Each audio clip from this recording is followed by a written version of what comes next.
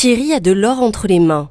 En quelques minutes, le tourneur potier transforme une boule d'argile en un pot de plusieurs centimètres de haut. Le geste est précis, la main ferme pour donner à la terre sa forme, mais tout à la fois délicate pour ne pas la briser. Dans son atelier à l'étage de la boutique Ravel, Thierry tourne la terre depuis 25 ans. Un savoir-faire reconnaissable entre tous. On reconnaît une poterie chez Ravel par rapport à ses formes. Voilà, on a des formes assez spécifiques, des formes qui sont très recherchées par rapport à leur galbe.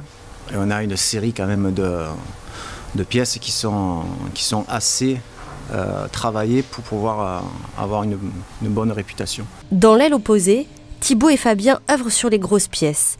Ils sont à la fois en charge de mouler les pots en terre cuite et d'assurer la finition manuelle. Quand le pot est moulé, il n'est pas très beau. Nous, le but, ça va être de l'embellir. Donc avec plusieurs outils, le but va être d'enlever les surplus de terre, les petits pits, les petites fissures dans le pot et de lisser le pot. L'étape vraiment finale de la finition, c'est de lisser le pot. Chaque pot est ensuite tamponné au nom de la manufacture.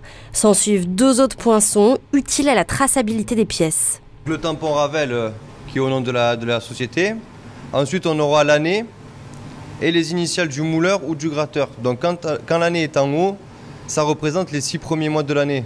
Pour le montrer, en fait, on utilise les initiales qui vont faire une rotation autour du tampon Ravel. Donc là, on est en février. On le mettra ici, février 2019. Quand on passera aux 6 derniers mois de l'année, le tampon 2019 passera en dessous le tampon Ravel et les initiales recommenceront et ça fera juillet, août, septembre, octobre, novembre, décembre. Ravel, c'est bien entendu une affaire de famille. Marion et sa sœur représentent la 5e génération à la tête de la manufacture. 600 tonnes de pâte argileuse est produite ici par an. 800 pièces sortent tous les mois des 2 ateliers au Bagné où tradition et modernité se côtoient. On a la chance d'être sollicité pour des beaux projets, des beaux chantiers à travers le monde. Donc on réalise des parcs publics ou privés. Donc on travaille beaucoup avec des paysagistes ou des architectes de renom qui nous font faire des choses de dingue, donc des très gros gabarits ou des choses avec des couleurs. On est toujours dans l'expérimentation.